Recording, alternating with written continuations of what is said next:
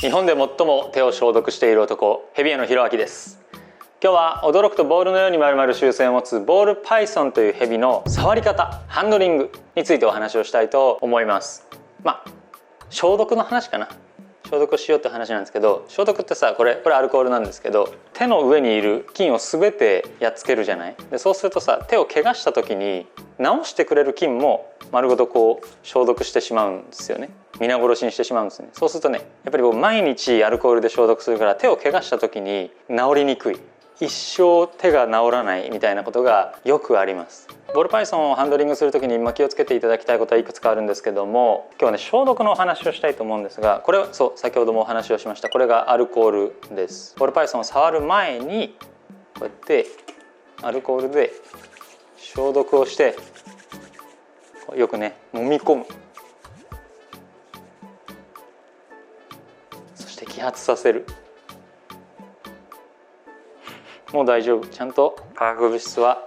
飛んだってなってから触ると良いかなと思います。なんで消毒するの、なんで消毒する必要があるのっていうと、やっぱりね、僕らの体にはさ、いろんな菌とかウイルスとかあるわけじゃないですか。それがどう作用してしまうかわからない、ボールたちにね、ヘビたちにね。人間の体の中にいる間は特に問題なかったけど、でもそれがヘビの体に入った時に悪くなるっていうことも考えられるわけですよね。だからやっぱりね、違う生き物と触れ合う時はそれはね、消毒はした方が良いです。最初だってみんな外から帰ってきてさ、手バッチリでしょ。で家の中でさ、くつろいでる時には鼻くそもほじるんでしょ、みんな。その手でさ、そのまま触ったらちょっとなんかあれじゃん。料理してさ、手に油とかついて、もしかしたらね、鶏胸肉を料理する時に触ったその何かしらの菌やウイルスがあるかもしれないって、それはもう消毒して触ってあげるといいと思います。でね、消毒するにあたってだいたい3パターンあると思うんですけど、一つ代表的なのはアルコールですね。アルコールいろんなところに置いてあると思います。駅にも置いてあるし、お店にも置いてあるし、イベントとかに行っても置いてあると思う。アルコールはね、すごくやっぱり消毒効果が高いので使うといいんじゃないかなと思います。でもう一つね、次亜塩素酸水っていう薬があるんですね。でそれも消毒効果はすごく高いと言われています。実はね、アルコールよりその次亜塩素酸水の方が生き物とかに対して害が少ないって言われてるのね。だから本当に生き物のことを考えるんであれば、さっき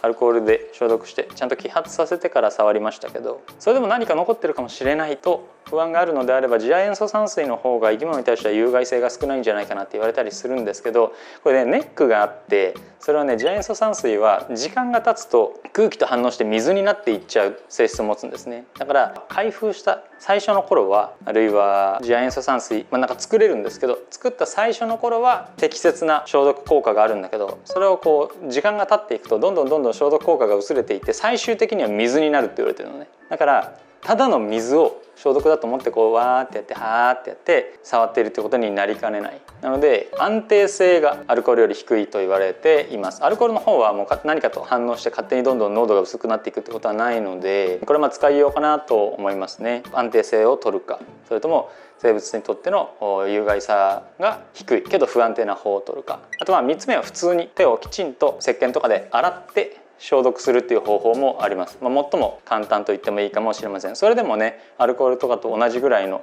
消毒効果、しっかり洗えば殺菌効果があるって言われているので、アルコールで消毒するか次亜塩素酸水で消毒するか、手を石鹸できれいに洗うか、何かしらやってあげていればきちんとした消毒効果は得られると思うので、是非ね、ボールパイソンのハンドリングをする前には、触る前にはそのようにして手をきれいにしてから触ってあげるといいんじゃないかなと思います。特に生き物とかボールパイソンとか爬虫類とかを複数飼ってる方は、やっぱりね、この子を触ってからじゃあ別の子を触るっていう時には手をしっかり消毒してあげると良いと思います。なんでかっていうと、もしかすると何かしらの体調不良を抱えてるかもしれないわけじゃないですか。でそういう時に体調不良の子に触った、で消毒をしないまんま次の子に触った、そしたらね、病気がうつる可能性があるんですね。人間もそうでしょ。風邪の人と一緒にいたら風邪ってうつりやすかったりするじゃない。だから生き物を複数飼ってらっしゃる方は、別の子を触る時には手を消毒してあげると良いんじゃないかなと思います。あと触り終わったらまた手を洗うのも良いですね。蛇の体の中では無毒だった菌が、人間にとっては有毒だったり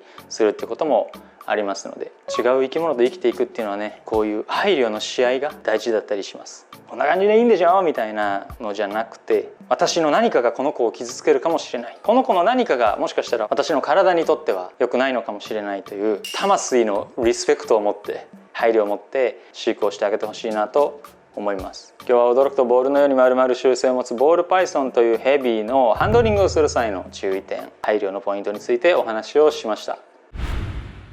当店の販売しているヘビをご覧になりたい方は概要欄にあるホームページまたはライブ配信での紹介動画をご覧ください。飼育やご購入についてご質問のある方は公式 LINE からお問い合わせをお待ちしています。